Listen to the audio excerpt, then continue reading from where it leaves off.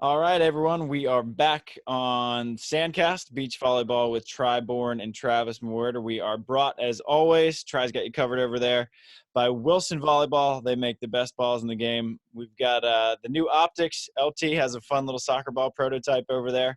Where is it? And we've got, there it is. That's the one that didn't make the cut. So we got Coach LT, which I honestly – your full name is Livingstone Treumann, right? That's it. Okay, pronounced it right. Okay, and then but known to the most in the beach community is LT, who's down in Florida, joining us from afar on Zoom. How we doing, Coach? We're doing good, man. It's hot, humid. I've seen more rain in the last 2 days than I've seen in the last 18 months in California. So I bet. Dude, I saw pictures and videos. That's like a legit hurricane down there, right? I saw videos of the volleyball court. It's like shin deep water.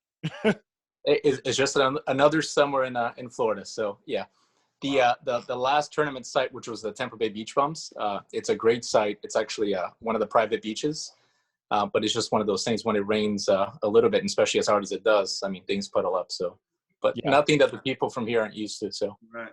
Yeah. I just saw something on social media where there was like a water spout that came down, and it was just like launching all the beach chairs, like pulling them out to sea or throwing them inland. Yeah, Florida's insane. No, and the weather changes. I think the saying is, if you don't like the weather in Florida, just wait 10 minutes. Yeah, exactly.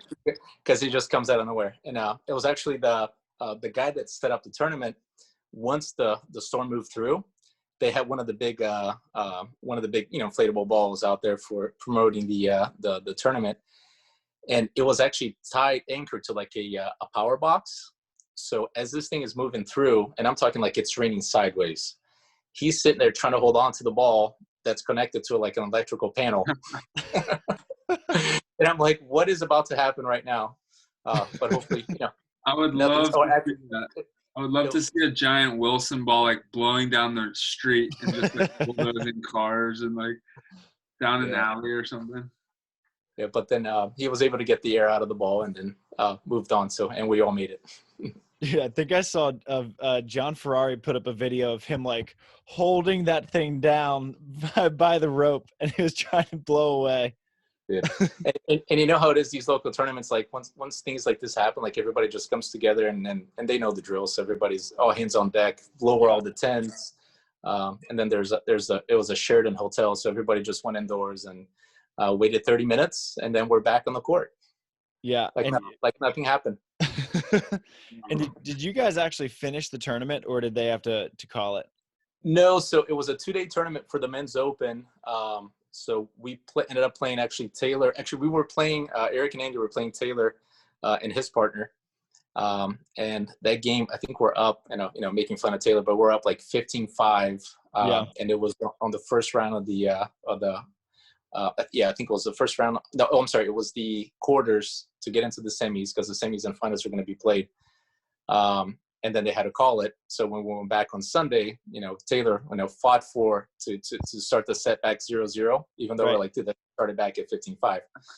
So Andy and Eric whooped them up again. I think it was 21-10, 21-11. And then we went back, and we have to brag it, right? Because I think for the year, for this very exciting year, they're 2-0 against Taylor. So, but then we went back to the hotel to take it easy, and then it started. We played one more match, got into the final. We were the only team to make it to the final, and then it started raining again, so they had to call it.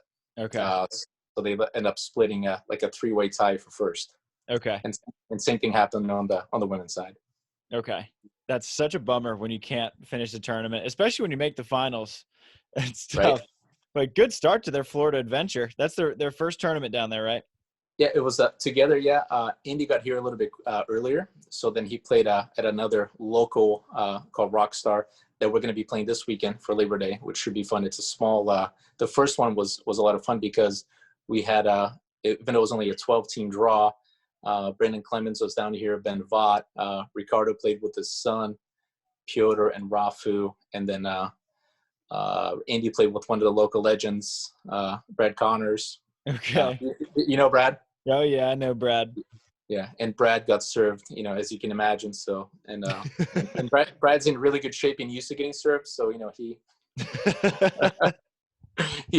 think he only punted like 6 balls, but yeah, but that was the first one. But then Eric and Andy had a good showing on a super hard packed sand. Okay. This past weekend.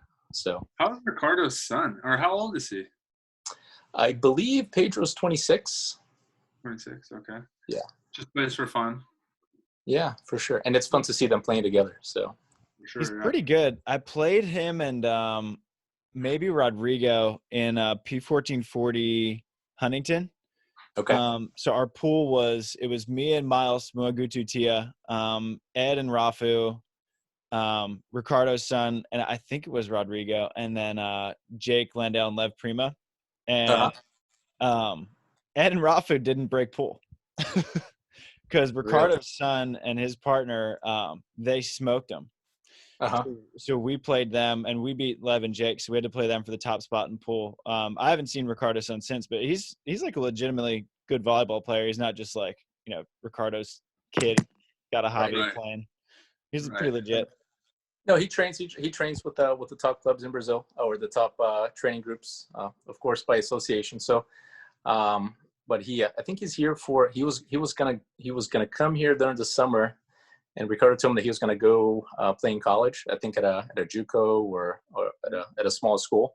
Okay. But I think all that kind of got delayed because of COVID. So right. But he's here now, so we should be seeing him on the weekends. Yeah. But you're back in Florida for a little bit. I'm kind of curious because I know that I met you when you were out in California. Obviously, you coached Bill and Eric to a monumental comeback over me and Rafi in Manhattan, and then you coached me and Raf up in Chicago. But I'm kind of curious about your story because I know California is not your origins. I know you were in Florida for a while, California. Now you're back to Florida for a couple months. Just kind of walk me through your the volley journey. Yeah, it's pretty. I think like most people, but mine is a very unconventional story. I actually so I'm from Brazil. I'm from Curitiba, which is in the very south part of Brazil. Okay. And I was born in '81, and in 1991 is when I started playing indoor for my school. And the fun fact is that like at least for the school that I went to.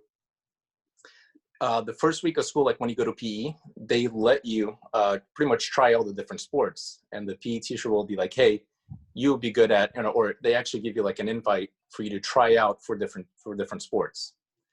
So I got 3 invitations, and this is as glorious as my volleyball career gets. So I'll just put that up front. And that's why I say it's unconventional. I got one for handball, and handball is pretty big in Brazil, indoor soccer, and then for volleyball. I went to the volleyball tryout and ended up making the practice team. So I think I was in 2nd or 3rd grade, I believe at the time. It might have been, I think it was 3rd grade. During that year, that was the year that Brazil actually had a legitimate indoor team, and they ended up winning the gold in Barcelona. Okay. So like after that, like really volleyball, that's when it took off in Brazil. Right, that was like it was a huge thing. It was like during the drought where Brazil wasn't really good at many international sports. Like we had Ayrton Senna, which was a Formula 1 driver, but Brazil hadn't won the World Cup since 1970. So as you know, the people are passionate. Like they're really looking to push. They look to achieve or to cheer behind somebody. Yeah. So volleyball became the greatest thing. So I used to always brag that I started playing volleyball before it was cool, because in 1992. Everybody wanted to play volleyball. Yeah. But so I was on the practice team, and we were going to be for the first, I think after practice for a couple of weeks, the coach was going to invite, only a certain number of players, whatever, maybe 8 kids, to go play in a tournament. And back in these days, we didn't have like obviously no cell phones. Like you actually had answer machines at the house. But the coach said, hey, the guys that make it to the team, I'm going to call them on Friday, and you have to report for the tournament on Saturday. And the coach never called me, and I was pretty bummed. I was like, man, I'm not gonna practice. I can go play soccer. Like I want to compete. Right. So I lied to my parents, and it's the first time my parents are gonna hear this. They get to watch this. I was like, hey, the coach called, left a message. Like I have to report for the tournament. On Saturday it's at the school and everything else. So, I show up to the first game, and I remember like it was yesterday, the coach just looking at me like he didn't say like, what are you doing here? But he had this like confused look, like, why? Like, did I call you by accident? And I just pretended like nothing, just hung out with the guys, and he handed me a jersey. So I was like, dude, I'm in. I'm like, I'm good. Yeah. And I was like the backup to the backup setter for the team, at least for during the scrimmages. Not by luck, but I guess that's what kept me in the sport. The very first play of the game, the setter trips and like breaks his arm, and I'm talking like his arm, like his right arm was like in a S shaped, like it was completely broke, like exposed fraction and everything else.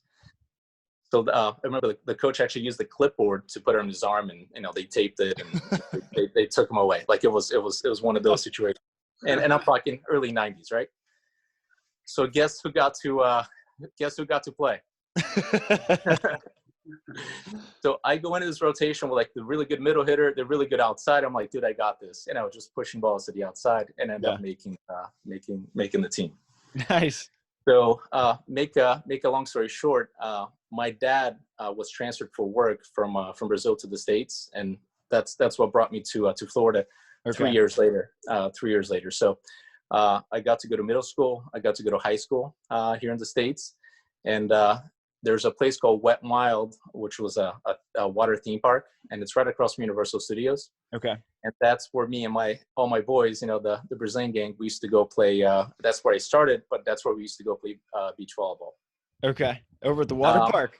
Yeah, at the water park. It was really awesome. Like we had annual passes. You just go there, play all day. They had this rock, concert series, Lazy River, and everything else, and we had this blast. Okay.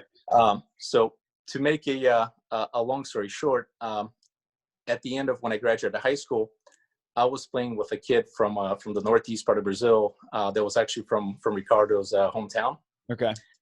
And once I finished high school, I wanted to just go back to Brazil and go train, go figure out what the beach volleyball lifestyle was all about. Yeah. And since he had this connection, and the FIB was going to have the first U21 World Championships back in those days. This is like 2000 or 2001. I got a chance to go back and live in his hometown, and end up training and being part of the training group with like Ricardo. He used to play with Zamarco back in those days, and it was going to be during the transition where he was going to be playing with Emanuel. Okay. So I got a chance to live the glorious qualifying on the Brazilian tour as a young kid. So I lived in João Pessoa, which is the northeast town, and then I got to go train in Rio also. And I'm talking like I grabbed the bull by the horns, because I used to be a live arm in every single practice. I was a practice dummy, and I got to be around some of the very, very top teams, which was great. So that lasted. I was going back and forth between Brazil and the States. And after a couple of years, and just looking to see and really living it and understanding that I was going to be limited as a professional player, because obviously I wasn't competing with 6'10" blockers and all these top guys. I made a decision. I was like, man, I'm just gonna focus on career, so I can provide for a family, and I ended up settling back in here in the States. Awesome. Go ahead. I was just saying that's awesome. Just that whole the whole life journey, like you did it. Oh, dude. So, but it was really cool because obviously I got exposed, and you know how it is with beach volleyball, with some of the top guys, and seeing how they train, and some of the coaches that, I think Brazil, especially in the early 2000s, was one of the pioneers to really structure practices and have, obviously with manual labor being so cheap, having a full structure with live arms and, guys that, strength and conditioning coaches and everything else. So it was really fun to see that, or I learned a lot from that environment. Yeah. Were you a big fan of the American tour as well, or the world tour at that point? Like, were you following it, and did you get to see events when they went to Florida? Oh, for sure. I mean, I was, this is, if you walked in my room, in the late 90s, I had all the Volley Mag posters, Jose, Yeah. your coach. I remember going up to him. Actually, I think it was at the Wild World of Sports at Disney when they had he was playing with Ken Steffes. And I remember going up to him. I think it was 1996, going up to him and asking for a T-shirt. And he's like, hey, if you want a T-shirt, go to the store and buy one. Oh, wow. Jose, come on, coach. Yeah, that was the first thing that I told him. I was like, hey, you don't remember me, but like, actually, you told me to go buy a T-shirt when I asked for your Hard Rock. I had the Hard Rock one. Oh yeah. I was like, can I get that? And he's like, hey, if you want a T-shirt, go to the whatever to the store and buy one. Wow. That's a classic look. That Hard Rock tank top, right? Yeah. With the Nike bandana and the Go chain. Yeah, he had a good look. I'm curious, like, since it's kind of cool that you got to see both worlds. Like, most of us in the States, we don't really know what's going on in Brazil, and you kind of got to see the history of, because at that time, the top beach guys were kind of just getting established. Loyola was kind of one of the first ones, right, to like really come over and make a scene in the States. But like, what was it like? I don't know, just like seeing these people in, like, what's the difference between these Americans in the States, like in terms of their celebrity, and then like a Brazilian in Brazil and their celebrity from being a beach volleyball player? Yeah, as you know, Brazilians are extremely fanatic and emotional. So they treat their athletes, especially the top guys, as heroes. Right. So like Loyola was like a huge deal, like just walking down the street kind of thing.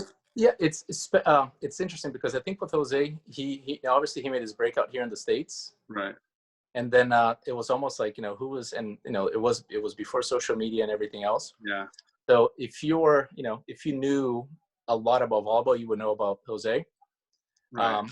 But I think it was like a later break. I think it was like when him and Emanuel finally partner up, and they were here for the AVP and everything else. And Emanuel was already established in Brazil, so people were like, who is Emanuel going to play with?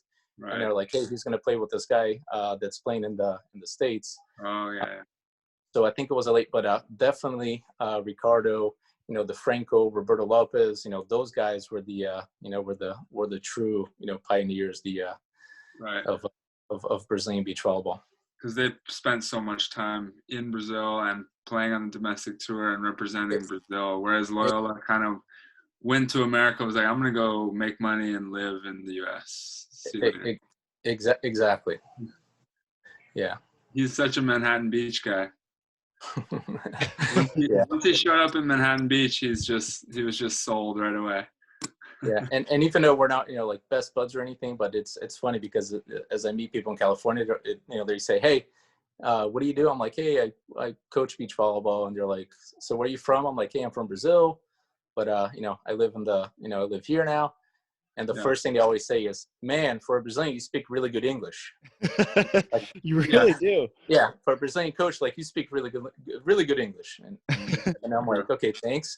And usually the second thing is like, do you know Jose and do you know Anjinho? Interesting, yeah.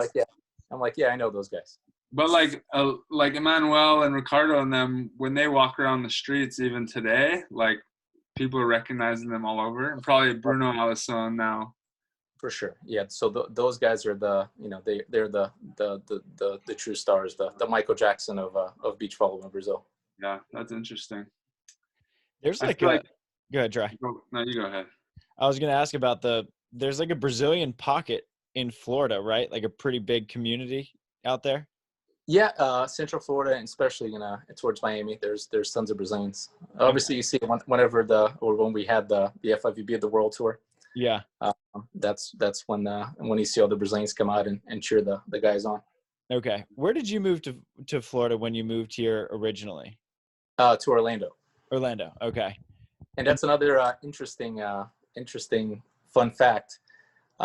Right when I was probably at my peak, which is nothing, I'll be, I was a okay open guy with good ball control, and I could side out, on the good side. But I'm probably one of the few people that I have a winning record against Phil. because we used to train at UCF, and when I say train is like side out, but the Dave Finleys, Mike Fostein, Steve Null, the old school guys that taught Phil how to play and got him engaged. And me and my little 5'7" partner, Renan from Brazil, we put some whippings on Phil. And then I remember, so when I think it was the second time that I went back to Brazil to go train, and dude, all of a sudden I come back and Phil was just like dominating. Like I literally saw him like bounce the ball like straight down and came back on the same side of the court. And I'm like, okay, all right, my days are over. So I tried to ask him to play a tournament with me, and he's like, oh no, I got this friend down in from South Florida, and which happened to be Nick, and he's like, we're gonna be playing that tournament together. So yeah. Crazy. Dude, you gotta retire on top. You were smart. That's man. it. Don't play him again. Never play Phil again. Yeah, exactly. But when did you you clearly had a passion for volleyball pretty early. I mean, fibbing to the parents when you were a kid. Was it tough for you at all to switch gears to play from being like all in as a player doing the qualifying thing on the Brazilian tour to then all into coaching, or did you kind of have a transition period? No, there was no transition. I mean, I just said, hey, I'm just gonna go back and let me focus on work. I did have an opportunity actually to go I was going to either play at Pierce College, because one of the guys that I met in Brazil ended up coming back with me. I think it was back in 2002.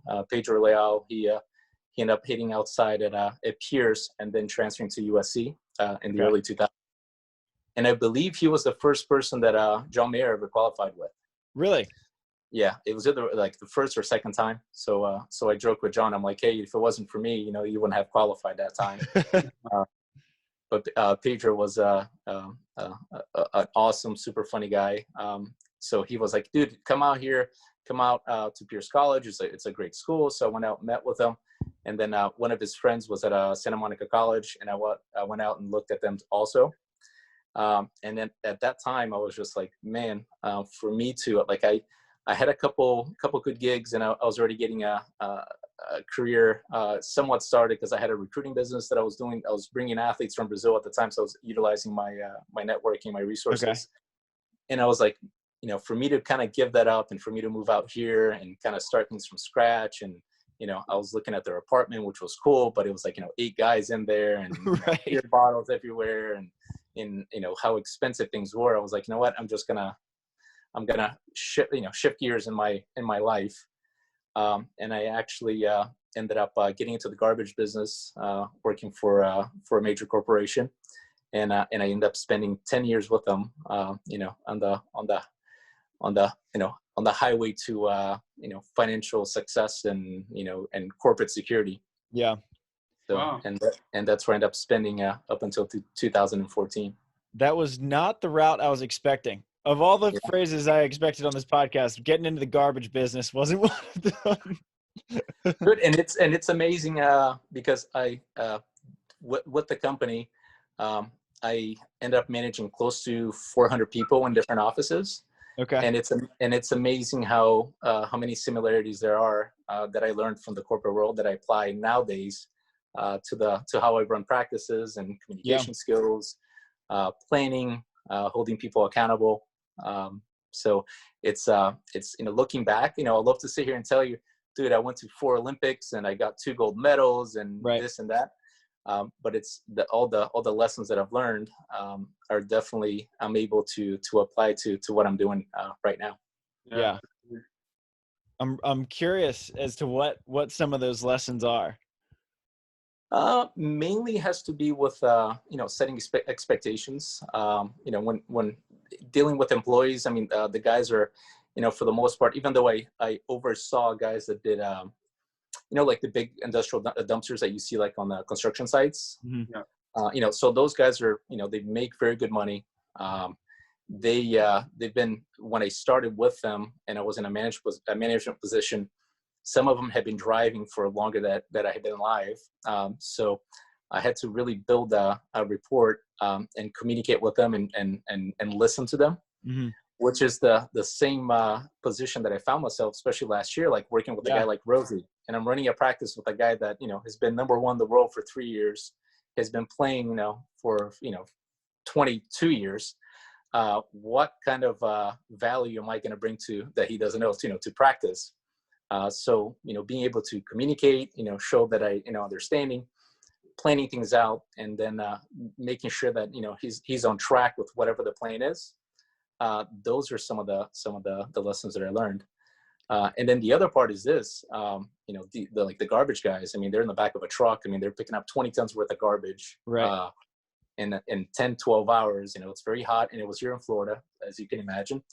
So, being able to communicate, be a straight shooter, letting them know they understand, what they're going through and how tough it is. But I still expect them to perform at the end of the day, because, that's their job. Right.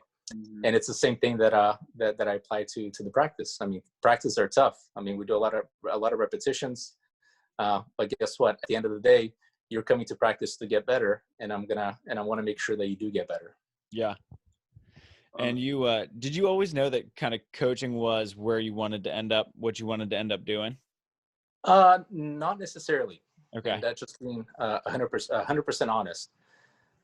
It wasn't until 2014 where I saw that with the women's beach volleyball coming around, and I saw a few beach clubs pop up, and I was in Tampa at the time. Okay. Just across the bridge here. We're in St. Pete right now.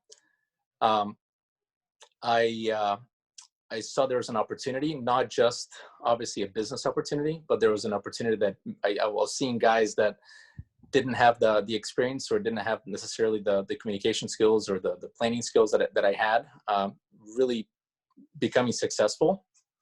So I kind of I took a leap of faith once I had a small group of juniors, and on my 10th year anniversary with the company, I quit.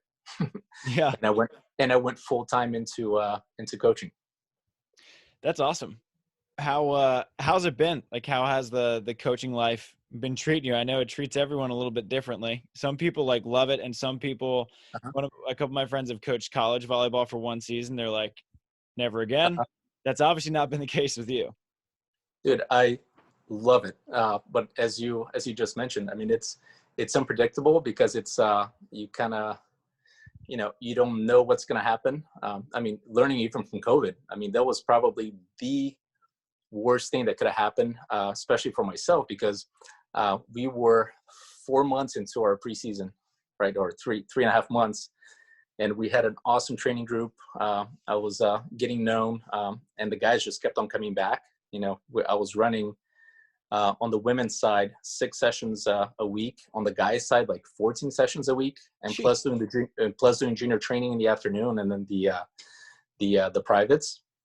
So all of a sudden, we had Andy and Eric were pretty much on fire. We were beating really good teams, like Rosie, and like I know I mentioned before, Rosie was completely fired up and in the best shape that he was saying that he was feeling so good. Even his father-in-law was like, dude, I don't know what you're doing to Rosie, but Rosie is like motivated. He loves coming to practice, and Rosie would text me after practice and thank me for practice.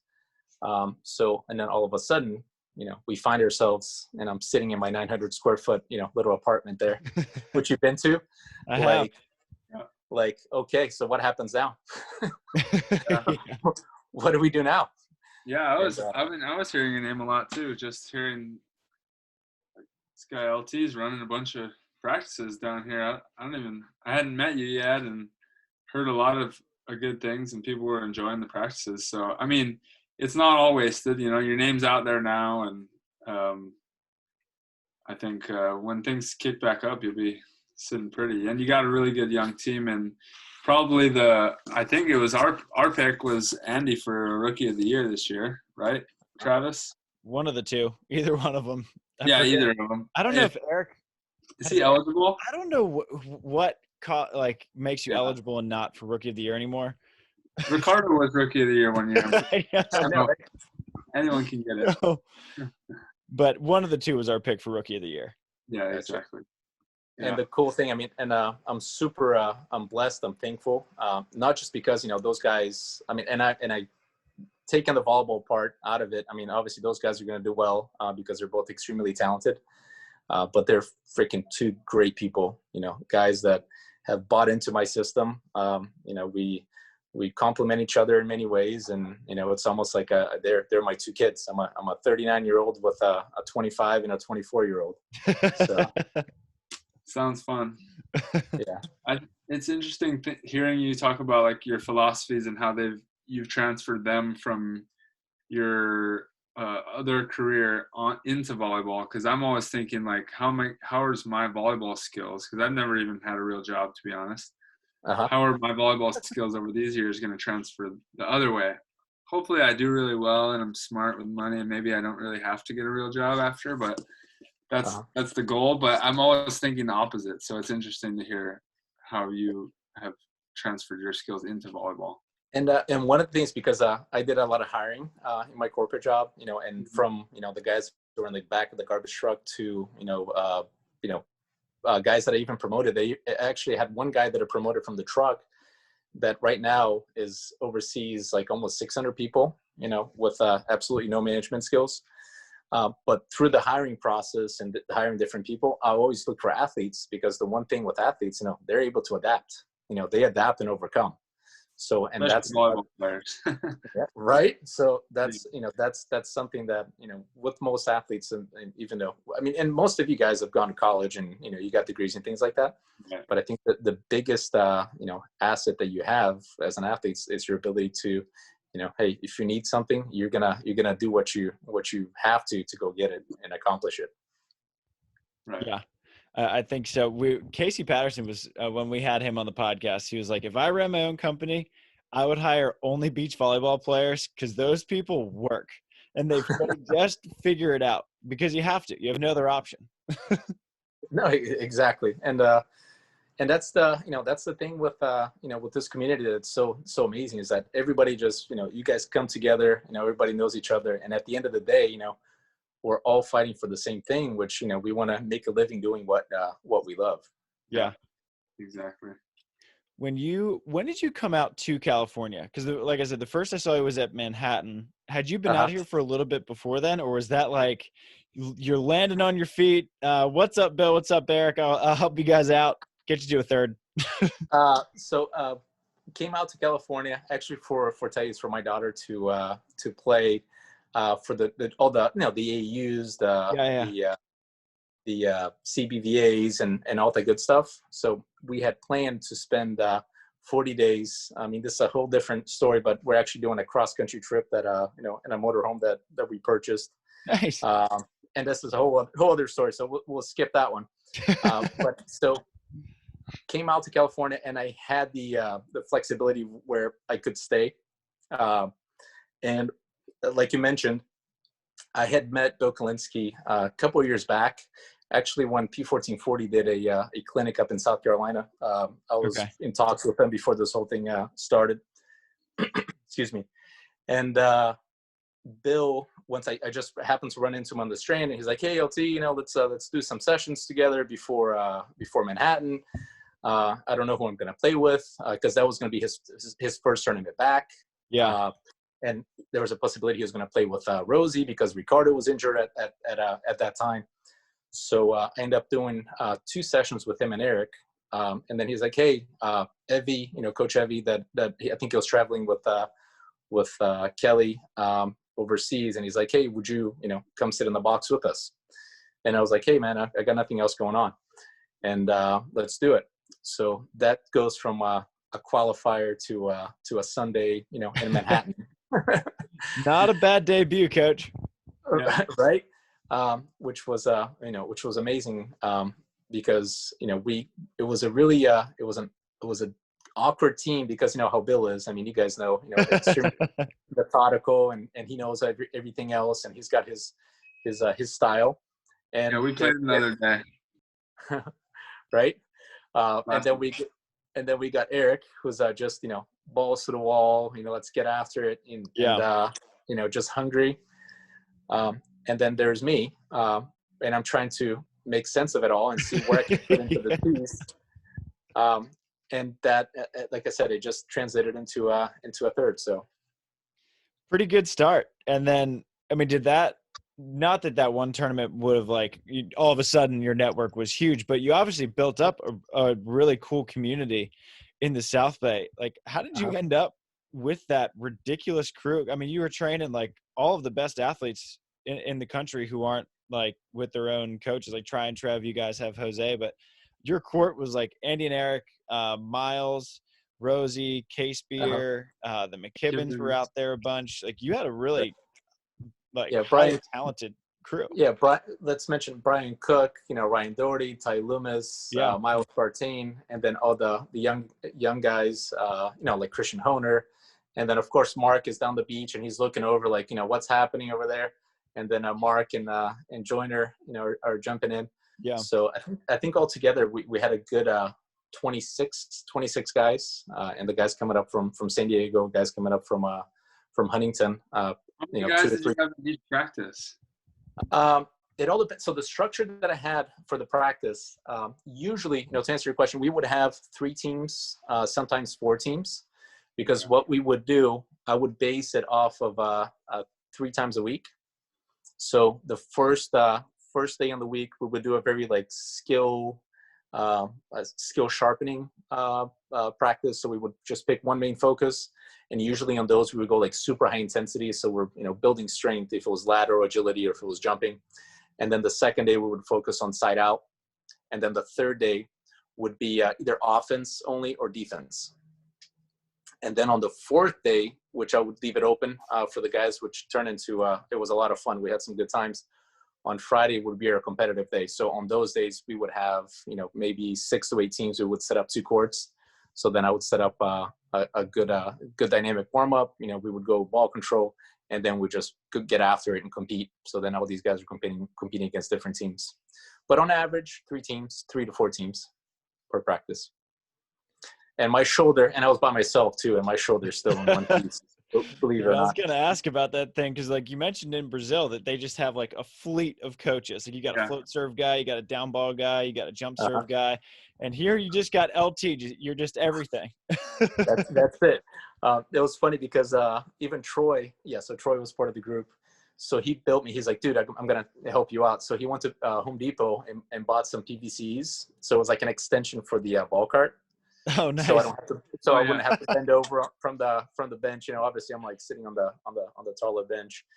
But then on the way that I would try to overcome that on those Friday practices, I would split the blockers and defenders. So the blockers would come in first, and I would work with them specifically on blocking or serving and running up to the block, different blocking schemes. So very detailed towards them.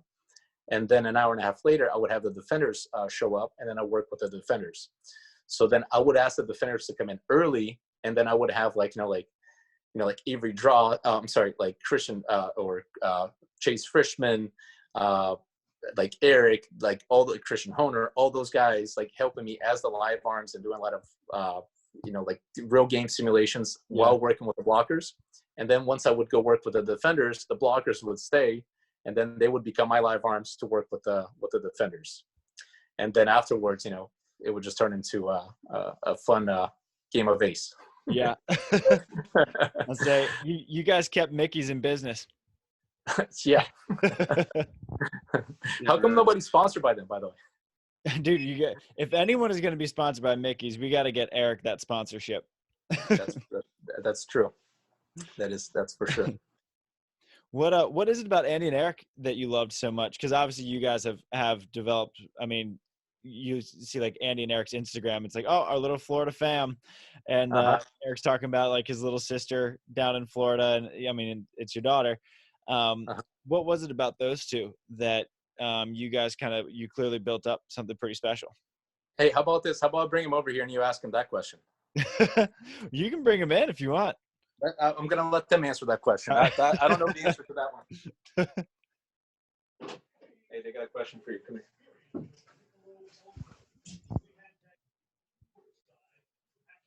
Eric is naked.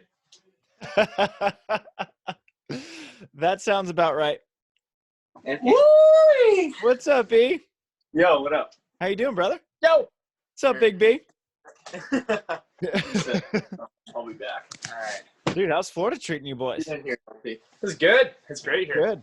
I like the haircut, Andy. Thank you. Looking sharp. Appreciate it. Yeah, the question that I asked LT that he is forwarding to you guys is what was it about like kind of this little family here that was so special? Because obviously LT was training a lot of guys, but you three have developed something pretty good down there. Now you're living all together, a little Florida family. Yeah, it's true. You want to start? Yeah. Eric is emotional, so he might cry. Well, I think it started with Manhattan. Welcome back, Try. We multiplied our podcast by 2. Wow. Yo, what up? What's up? Now, boys.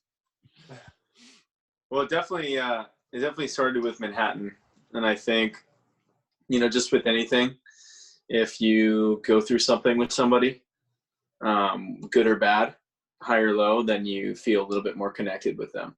So I had that high with LT, and then same thing in Hawaii. Those were my, best 2 finishes. I'm like, why wouldn't I continue this? Right. And then during the off season with Andy, LT and I were, planning on training together, and I wanted to find a guy that I could grow with. And then Andy and LT started training together. Why don't you start from there? Yeah, I mean, it was pretty funny. Me and Eric talked in, what was that, probably like Chicago. Yeah, we talked in Chicago, and then we talked on the phone later, probably like a month later. And then Eric took probably like 2 months off from training just to have his body recover completely. And during that time, I got connected to LT. The dirty look that LT gave me. 24-year-old that needs 23 at the time. 22. How old are you? But I was actually playing some King of the Beaches with Chase Budinger, Ducking Budinger, and another guy. And Chase connected me with LT actually. Yeah. So I, there weren't many people training at that point, and he kind of just took me under his wing very graciously. And me and Eric had already been talking, and LT's like, all right, well, let's make this thing happen. And it kind of just all fell into place. So ever since then, I mean, I feel like all 3 of us have had a really good connection, and it's been great. Yeah. LT has definitely been the glue. Yeah, which has 100%. been nice, and has made it super easy for Andy and I to connect. And we already had connected, but then he was just like, "Why not? Let's go. Let's do it. Yeah, we're doing this." Yeah. Well, you guys haven't won a tournament yet, so I don't know. You're slacking, clearly. We're just not our fault last weekend. That was exactly. This close. Rob. Yeah. That's cool. What's the schedule like down there in Florida? Like, what are you guys doing all day? I know obviously there's only much training you can do. Yeah, we've been training in the mornings, and then we come back, watch some film. There's a gym really close by, so we've been working out there too. We just got a gym membership, so I'm pretty stoked on that. Nice. That's awesome that gyms are open down there. I know. So, and then, it's been relaxing, enjoying Florida. Tournaments. We take too many dips in the pool throughout the day. Yeah. And we got tournaments every single weekend. So we, for the next 2 months, the local stuff. So there's 3 dominant, 3 local tours that they have at least once a month, and actually one of them's going to have twice this month. So we'll be out there competing. Yeah. Man, I can't imagine a better situation for you guys, to be honest.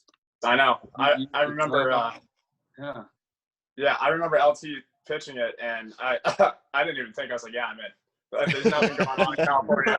I was like, I'm in 100%. That's awesome. Coaching, film, competition, right during COVID, like that's unheard of right now. Right. Yeah. I really thought about it because actually I hadn't told the guys at the time. But I purchased a junior beach club here, and I was going to have to spend 3 months just getting things going. And it's a place called Beach Volley Academy. So I didn't want to tell them because it was right when we started training again for the AVP, for those 3 tour stops. then Andy gets hurt at your practice because your coach doesn't rake the court. Right? I think I came under it. That was my fault. You got like six. Oh my God. You got six coaches over there that not one of them can rake a court. Dude, So it's exactly. No, I'm Yeah. saying the same thing. He waits until the big tractor drives by and he'll yell him over. Hey, come drive over here. But he won't rake it. Grab the rake. It's good for the belly, Jose. So yeah, so I didn't want to tell him that, hey, I might be gone, because we didn't know, if the AVP potential was going to have something else, and it became a unfortunate I guess situation, because every time that they would not make it through Saturday, it would end up being a little get together at my house, and by the third one, I knew that I was going to have to come, and I wanted to tell him. So I kind of picked Andy's brain. I was like, Andy, what are you going to do for the next 3 months? Like in my mind, I'm thinking like the biggest gains that we're going to get as a team this year. We knew it was going to be a roller coaster, even if we had a regular VP season. But I knew the biggest gains for these guys was going to be just competing, being put in those situations where you got to come back, losing to the guys that you beat 4 times in the last 2 weeks. And then, going from highs of being a guy like Trey and Trevor, on the first round. So when I pitched it to Andy, I knew he was going to be like, dude, I'm in, as soon as he said he had nothing going on. And then I had to persuade Eric. What about me? I had to persuade Eric and then tell him that Andy was going to drop him. That was not going to happen. He didn't come. Thanks, LT. So he canceled his recovery time for 8 months until next year. And he showed up here. He gives me so much crap, and I just try to take it. But all good. Want to take everybody, get him a masseuse. Get Gina to give you a massage. Yeah. Gina. Oh my God. What I'm curious, because I know that you bought B Volley. Whose club was that originally? Was that Pre's? No. Paula. Okay. And Raquel. Yeah. Okay, got it. Yeah, so they've owned the club for the last I believe it's been around officially for about 6 years, and they did a really, really nice job growing this club. Now it's over 100 kids, a year-round program. There's 8 different programs, extremely structured. They've Paula. What really got me is that Paula started it. She was like, hey, I want to start this club, so my I want to start this business, so my son has something to do, when he gets out of college. So she was. And of course, she was a top athlete and competed in the AVP for many years.